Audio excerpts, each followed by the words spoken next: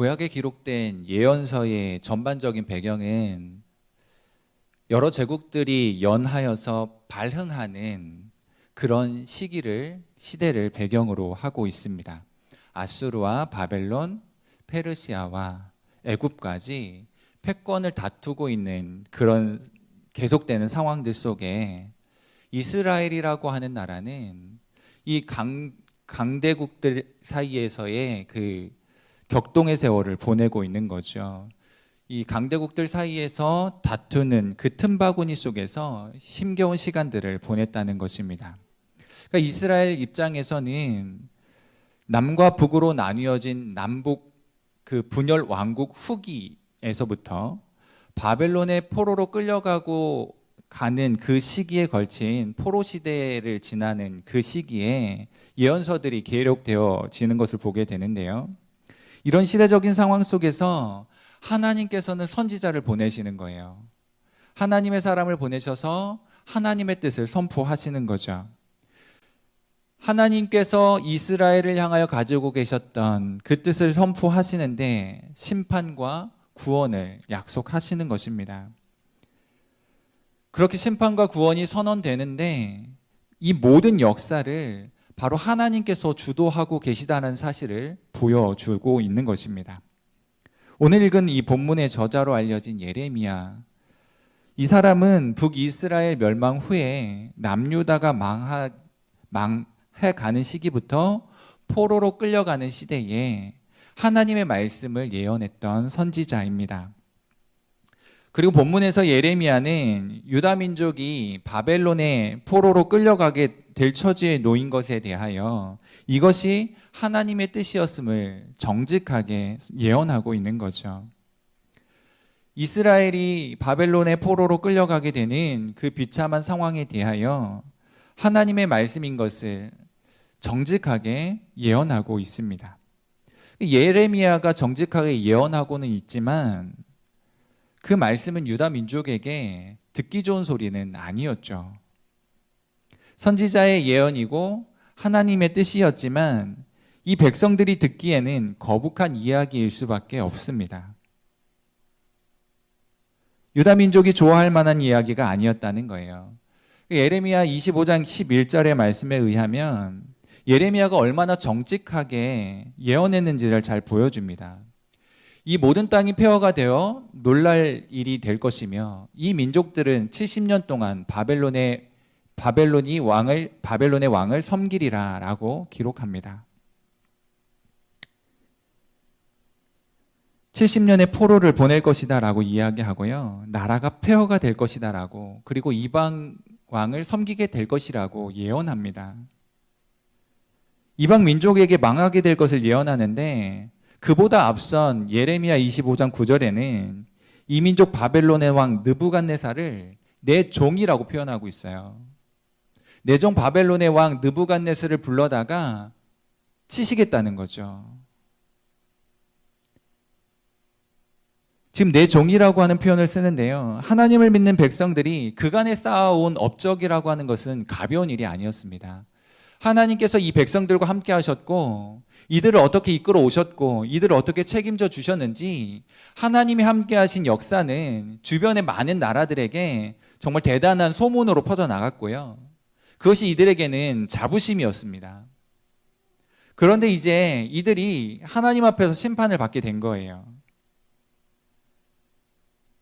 그리고 이방 민족에 의해서 망하게 되는 처지까지 가게 되는 거죠. 그런데 문제는 뭐냐면요. 조금 전 화면에서 보여진 것처럼 내 종이라고 하는 표현을 들어 바벨론의 왕을 사용하시는 것입니다. 이제는 마치 하나님께서 버리신 것처럼 이방 사람을 들어 치시는데 그 이방 사람을 내 종이라고 말씀하시는 거예요. 사실 하나님의 종은 이스라엘이거든요. 이스라엘이 하나님의 종이고 이방은 말 그대로 이방인 거죠. 그런데 오늘 함께 보고 있는 말씀에 의하면 이방 왕 바벨론 왕을 하나님께서 내 종이라고 칭하고 계시는 거예요. 위치가 바뀌었다는 거죠. 이스라엘이 하나님의 종이어야 하는데 오히려 하나님의 말씀에 의하면 이스라엘은 마치 하나님께 버려진 것 같고 이방 왕 바벨론 왕은 하나님의 종인 것처럼 표현되고 있다는 것입니다. 그렇게 내 종이라고 칭해지는 이방 민족 바벨론에게 망하게 돼서 포로로 끌려가는 그런 내용을 예언하고 있는 거예요. 버림당한 것과 같은 그런 상황을 보게 되는 거죠. 그래서 주변 나라들에 의해서 비웃음거리가 되고 저주거리가 되는 거예요. 바로 이와 같은 내용을 예언하는 이 예언의 소리를 듣고 유다 백성들이 기분 좋을 리가 없죠. 지도자들이 좋아할 리가 없습니다. 당연히 싫어하는 거죠. 심지어 하나님의 성전조차도 폐허가 될 것이라고 예언합니다. 그러니 제사장들도 좋아할 리가 없죠. 이제까지 하나님의 백성이고 하나님의 택한 민족이라고 하는 그런 선민 사상을 가지고 살아왔는데 하나님에 의해서 버림받은 것처럼, 그리고 땅은 폐허가 되고 성전까지도 그렇게 허물어질 것에 대한 예언을 하고 있으니 이 예레미야의 예언은 듣는 유다 민족과 지도자들에게는 그렇게 듣기 좋은 소리가 아니었습니다. 그래서 예레미야는요, 시대의 뜰에 갇히게 되는 거예요. 미워하고 싫어하다가 결국에는 가둬버리게 됩니다. 그래서 오늘 예레미야 33장 1절은요, 예레미야가 아직 시대뜰에 갇혀 있을 때라고 이야기합니다. 예레미야는 민족을 많이 그리고 뜨겁게 사랑했던 선지자였어요. 그래서 민족의 아픔과 고통을 끌어안고 함께 아파하고요, 눈물로 기도했던 선지자입니다. 그렇게 민족을 사랑해서 민족을 끌어안고 기도하고 함께 아파하며 눈물로 섬겼던 그런 사명자였죠. 뿐만 아니라 예레미야는 하나님의 말씀을 온전히 전해야 하는 사명자이기도 했습니다. 민족을 사랑해서 그들을 끌어안고 기도한 사람이 분명하지만 아울러서 하나님의 말씀을 온전히 선포해야 하는 사명을 받아든 사람이기도 하였다는 것입니다. 민족이 고통하는 것이 너무나도 큰 괴로움이었기 때문에 좋은 말로 위로하고 격려할 수도 있었을 테지만, 어쩌면 힘들어하고 있는 이 백성들을 향하여 힘내, 괜찮아, 조금만 버티면 돼, 곧 괜찮아질 거야 라고 하는 이야기도 얼마든지 해주고 싶었을 테지만 더 크신 하나님의 말씀을 분명하게 선포하는 것이 이의 사명이었단 말이죠.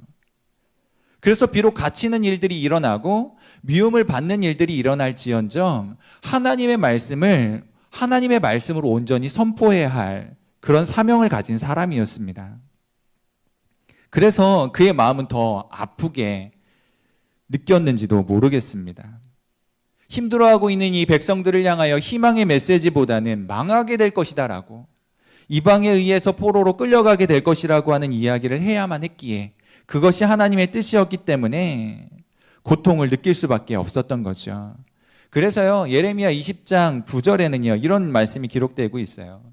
내가 다시는 여호와를 선포하지 아니하고 그의 이름으로 말하지 아니하리라 하면 마음이 불붙는 것 같다는 거예요.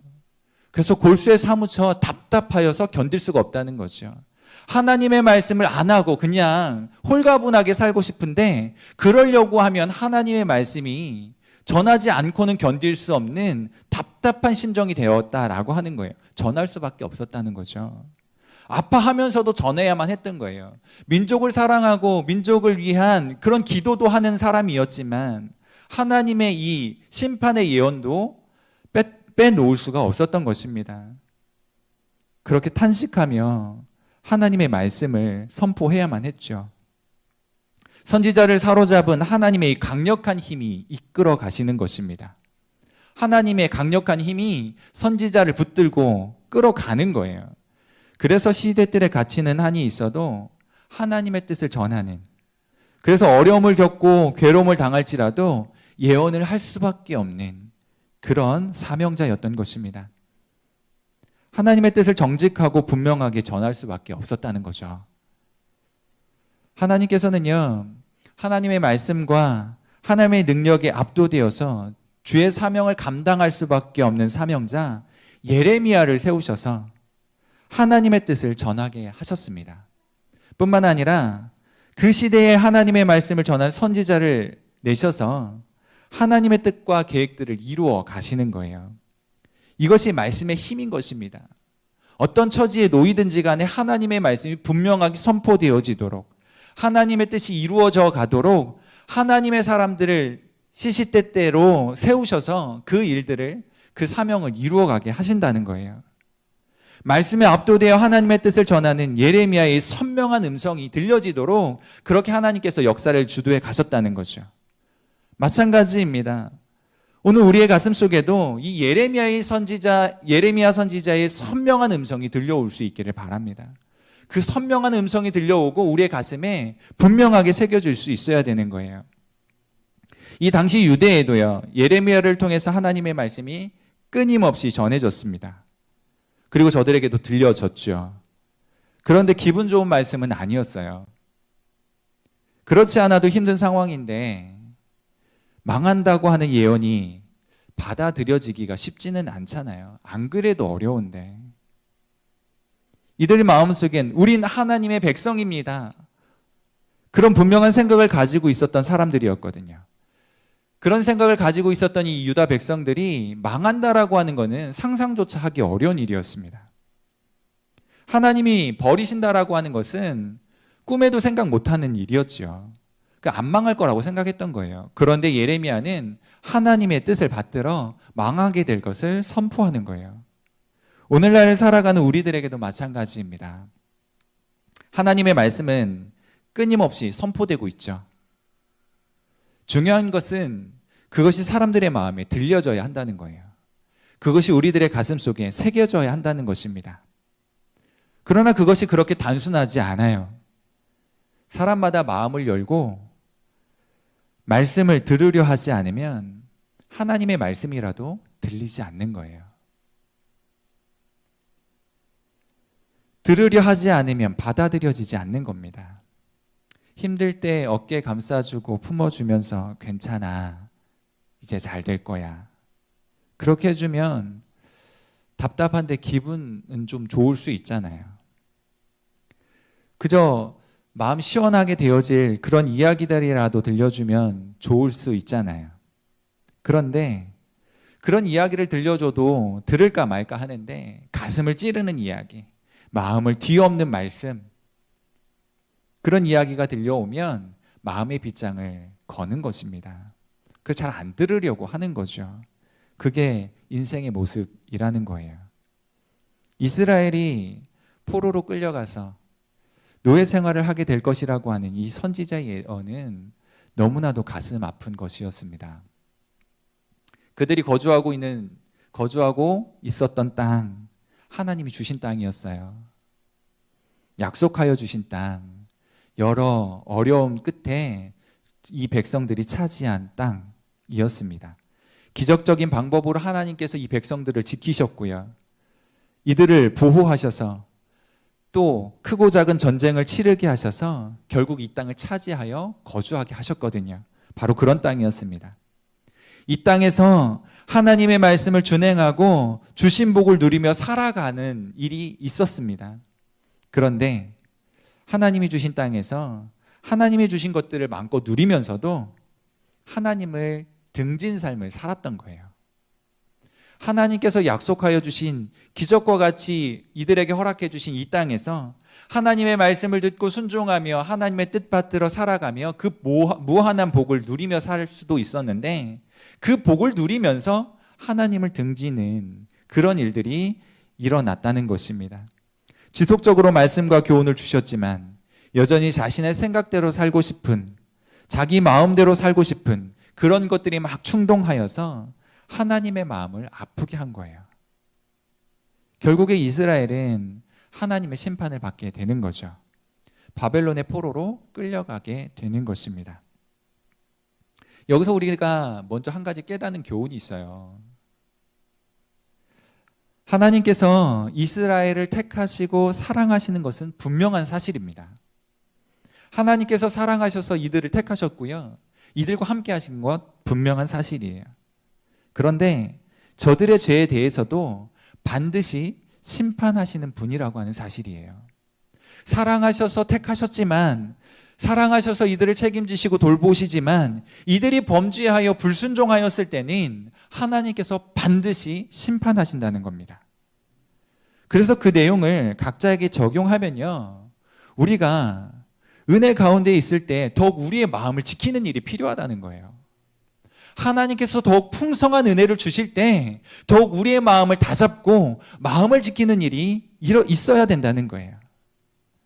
우리 자신이 어떤 존재였고 어떤 형편에 있었던 사람들인지를 분명하게 꿰뚫어 볼 수 있어야 된다는 거죠. 그냥 눈 떠보니까 이런 존재가 된 것이 아니라 이전에는 볼품없고 형편없는 존재였지만 하나님의 은혜와 사랑 덕분에 이만큼 살게 되었다라고 하는 사실, 과거하고는 달라진 인생이 되었다라고 하는 사실을 분명하게 인식할 수 있어야 된다는 거죠. 그러면 살아가고 있는 이 땅에 있는 모든 것들이 하나님의 은혜로 다가오게 되거든요. 그 은혜를 누리고 있는 것에 대하여 분명한 깨달음을 가지고 있으면서 마음을 지키는 일들이 일어나야 된다는 거예요. 그것들을 기억하면 필연적으로 예수 그리스도의 십자가를 생각할 수밖에 없습니다. 우리와 같은 연약한 인생, 죄 많은 인생, 죄된 인생, 죽을 수밖에 없는 인생을 예수 그리스도의 십자가 때문에 살아나게 하셨고 그것이 담보가 되어 사는 존재가 되었으니까요. 그 십자가의 은혜를 기억할 수밖에 없어요. 그래서 십자가 앞에서 우리 자신을 발견하게 되는 것입니다.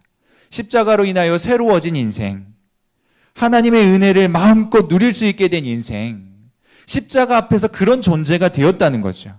그래서 그것들을 기억하면, 십자가의 은혜를 기억하면 감사할 수밖에 없습니다.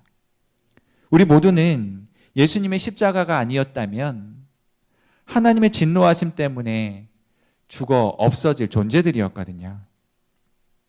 그러나 십자가의 은혜로 이제는 살게 되었습니다. 다른 이유가 아니고요, 십자가 때문에, 예수 그리스도께서 이루신 그 일들 때문에 우리는 살게 되었어요. 그 살게 되어진 그 은혜를 가슴에 품고 그 은혜의 자리에서 넘어지지 않아야 된다는 거죠. 그 은혜의 자리로부터 미끄러지지 않도록 주의해야 한다는 것입니다. 하나님의 뜻이 무엇일까? 이 시대를 살아가는 동안 하나님의 은혜에 합당한 삶이 무엇일까? 하나님께서 원하시는 삶이 어떤 모습일까를 고민하고 그와 같은 삶을 살아갈 수 있어야 된다는 거예요. 그리고 그 십자가 구원의 감격으로 더욱 십자가의 정신으로 살아가는 일이 필요합니다. 하나님의 말씀을 준행하고 하나님을 기쁘시게 해드리기 위한 삶을 살겠다는 다짐이 매일 아침 눈 뜨게 될 때 새롭게 다짐되어야 하는 거예요. 거저받은 은혜, 하나님의 크신 은혜, 그 은혜에 합당하게 오늘도 예수의 십자가의 정신을 이어받아 살겠다라고 하는 그런 일들이 날마다 일어나야 된다는 거죠. 생각해 보세요. 생각지도 않게 얼굴에 뾰루지 같은 농염이 생겼다고 한번 생각해 보세요. 얼굴에 뾰루지 같은 것이 생기면 어떻게 하시겠어요? 병원에 가시겠죠. 그게 정답일 것입니다. 피부과 의사들은 어떻게 할까요? 검색해 보았습니다. 피부과 의사들이 얼굴에 뾰루지 같은 것이 나면 집에서 이렇게 한다는 거야. 단순한 방법을 쓴대요. 4가지인데요. 닦고, 짜고, 바르고, 붙이고. 단순한 방법을 쓴답니다. 피부가 불그스름할 때는 우리가 흔히 쓰는 말 아주 곰지가 않았기 때문에 짜도 안 짜진다는 거죠. 조금 아파도 참아야 돼요. 그래서 이 농포가 생길 때까지 참았다가 이 소위 말하는 고름이 고였을 때, 맺혔을 때 짜야 되는 거거든요. 고름이 충분히 잡혔을 때 손을 깨끗이 씻고 짜는데 충분히 짜줘야 된다고 해요. 그리고 깨끗한 거즈로 1, 2분 정도 지혈한 후에 연고를 바르고 반창고를 붙인답니다. 이것이 피부과 의사가 쓰는 방법이래요. 피부의 농염을 치료하기 위해서 농포가 생기기까지 기다렸다가 때가 되면 꾹 눌러서 짜는 거예요. 마치 그런 것처럼 고름이 터져 나오고 핏물이 흘러날 때까지 짜는 것을 멈추지 않는 거죠. 그래야 뿌리까지 뽑아내가지고 깨끗하게 회복될 수 있으니까요. 고름이 모두 빠질 때까지 계속하는 거예요. 이스라엘 백성의 죄를 다루시는 하나님의 방법이 이와 같다는 것입니다. 하나님께서는 이스라엘의 뾰루지처럼 무르익은 죄를 짜내고 싶으셨기에 사랑하는 백성들이지만 포로로 끌려가게 하시는 거예요. 그 고난의 과정을 통해서 농익은 고름이 터져 나오는 것처럼 그렇게 짜내려고 하시는 것처럼 다루신다는 거죠. 자녀가 아파할 것을 알지만 그래야 깨끗한 피부로 회복될 것도 알기에 참는 거예요. 새살이 돋아날 것을 알기에 인내하면서 아픔을 감수한다는 거죠. 고름을 다 짜내기까지 아픔을 감수하는 거예요. 자녀의 뾰루지를 짜내는 부모의 마음을 한번 생각해 보세요. 고름 때문에 자식을 없애려는 부모는 없을 것입니다. 고름을 짜려다가 자녀를 잡는 부모도 없을 거예요. 하나님께서 우리의 죄악을 미워하시고 그것을 짜내어 없애버리기를 원하시지만 궁극적으로 하나님께서 원하시는 것이 무엇이겠냐는 거죠. 징계의 고난과 아픔 속에서 우리를 고치시려는 것입니다. 비록 가슴 아프지만 사랑하는 백성, 하나님의 사랑하는 자녀들이 당할 아픔 때문에 하나님 당신도 괴로우실 테지만 이 과정을 거쳐야지만이 이들이 회복될 것이고 이들에게 무르익은 죄악의 뿌리가 뽑혀질 것이고 그리고 나서야 비로소 회복되어 새살이 돋아날 것을 아시기에 참으시는 거예요. 망가진 인생이 새롭게 되는 유일한 비결이 하나님이십니다. 하나님께서 만지시고 죄악의 피고름을 짜내시면 본질적인 회복이 일어나는 거예요. 그렇게 된 인생은 새로운 인생이 될 수 있는 것입니다. 오늘 우리가 어떤 형편으로 하나님 앞에 있던지 회복하시고 새롭게 하신 하나님의 은혜가 필요한 사람들입니다.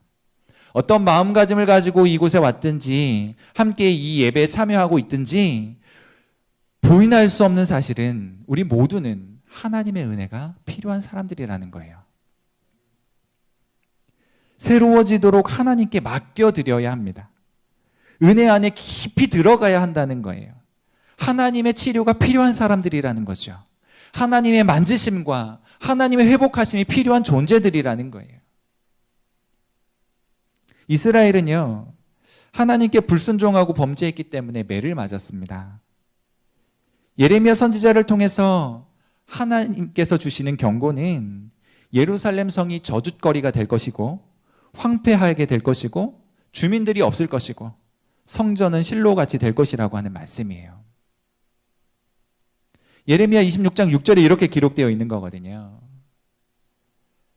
이 성전을 실로같이 되게 하고 이 성을 세계 모든 민족의 저주거리가 되게 하리라.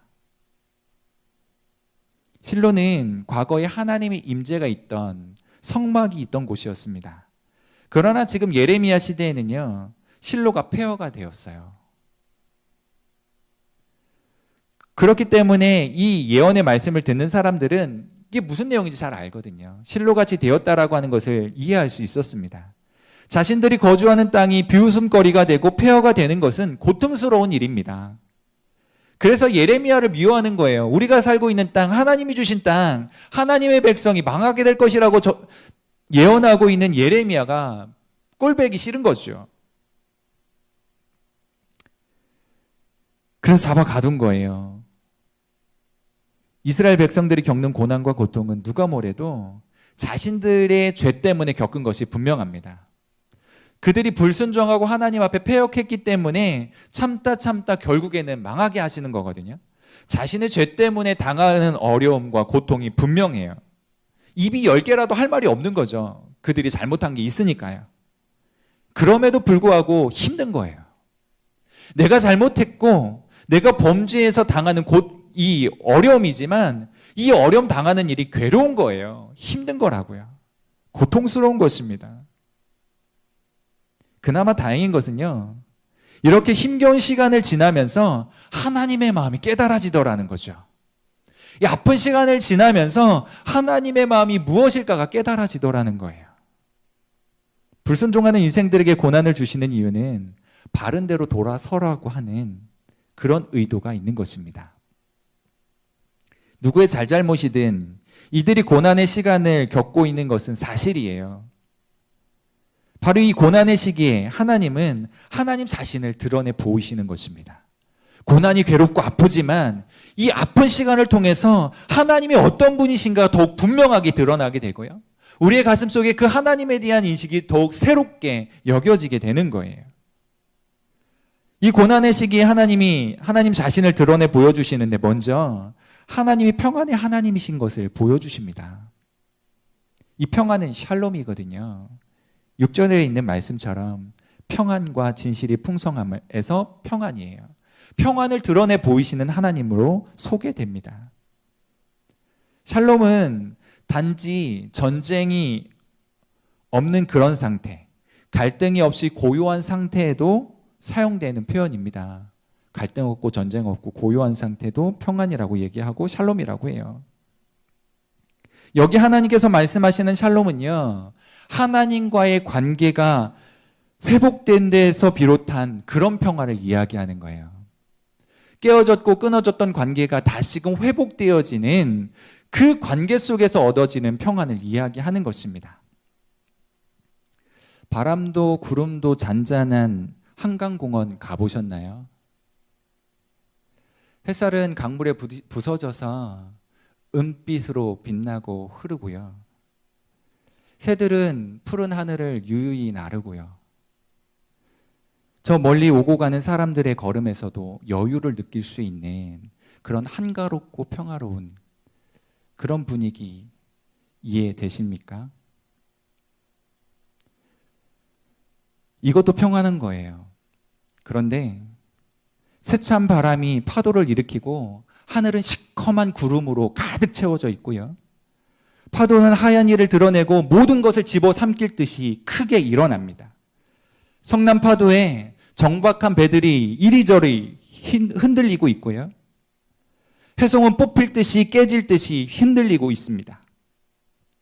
요란한 가운데 저 높은 절벽이 위태롭게 있는 둥지 하나가 있죠. 거세게 부는 바람과 풍랑에 조금도 떨지 않고 어미새의 품에 안겨 있는 갈매기.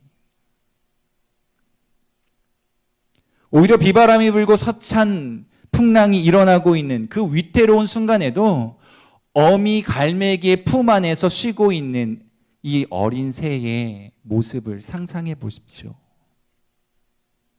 둥지 안에는 엄마 품에 안겨서 아무런 염려도 걱정도 없이 있는 그 새의 평안함을 느낄 수 있는 겁니다. 거세게 부는 바람과 풍랑에도 조금도 떨지 않고 품에 안겨져 있는 모습.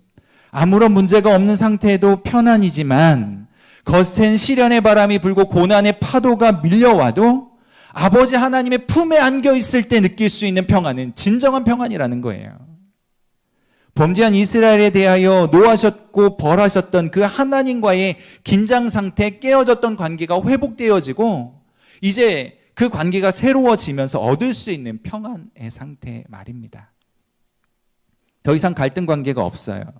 평안하고 샬롬의 관계를 새롭게 해야 하는 이유가 여기에 있습니다. 여전히 비바람이 불어와도 하나님과의 올바른 관계 속에서 아버지 하나님의 품에 안겨 있으면 진정으로 샬롬을 경험할 수 있게 되는 거거든요.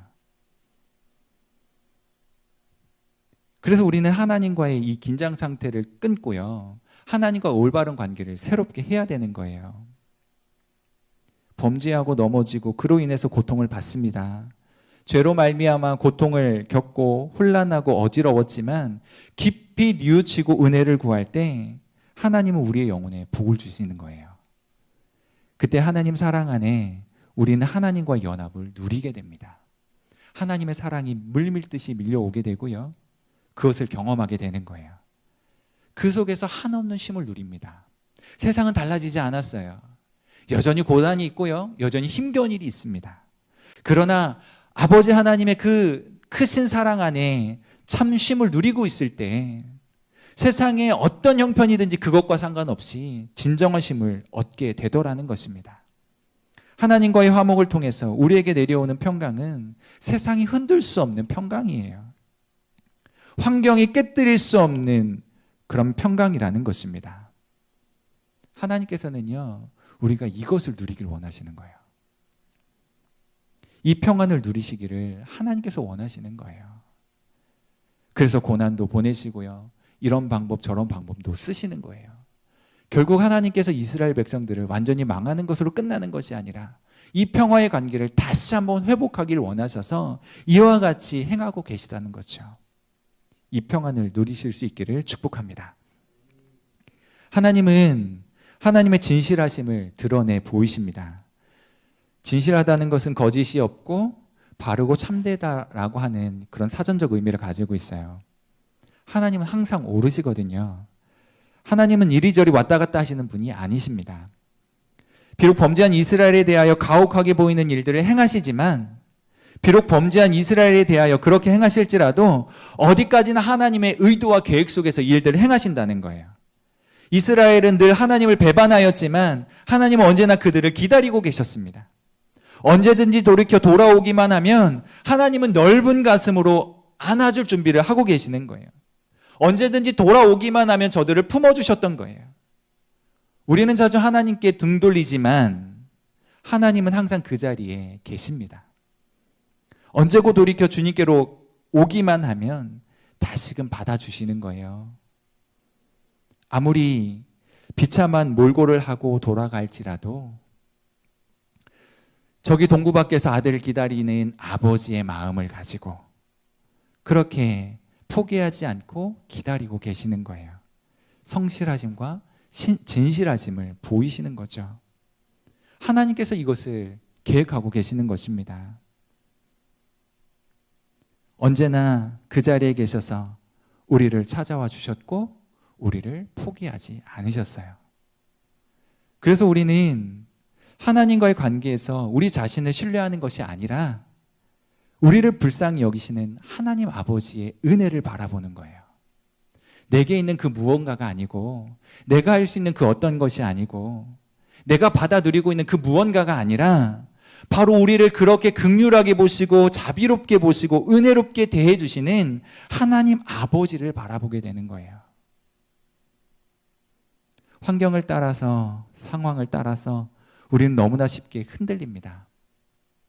이런 일 저런 일에 흔들리기 쉬운 사람들이죠. 그래서 우리는 우리 스스로를 신뢰할 수 없어요. 하나님 다음으로 우리를 잘 아는 사람이 우리잖아요. 얼마나 연약한지, 얼마나 쉽게 흔들리는 존재인지, 우리 속에 얼마나 초라한 모습을 하고 있는지 그 누구보다도 우리 스스로가 잘 알고 있습니다. 그래서 우리는 스스로를 신뢰할 수 없는 거예요. 우리를 붙잡아 주시고 일으키시는 하나님만이 유일한 소망입니다.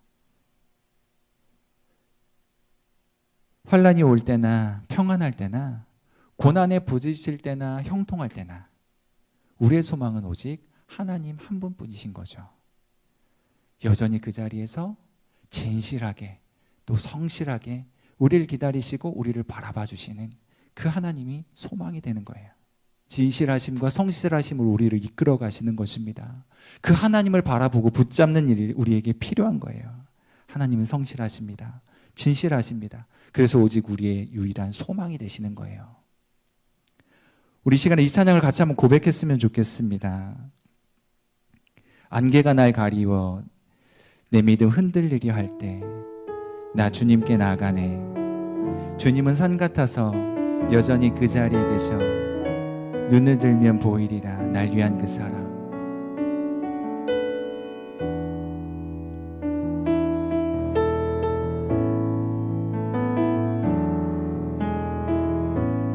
안개가 날 가리워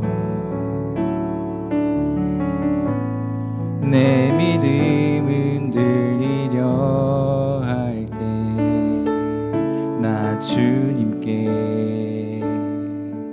나아가네. 주님은 산 같아서 여전히 그 자리에 계셔.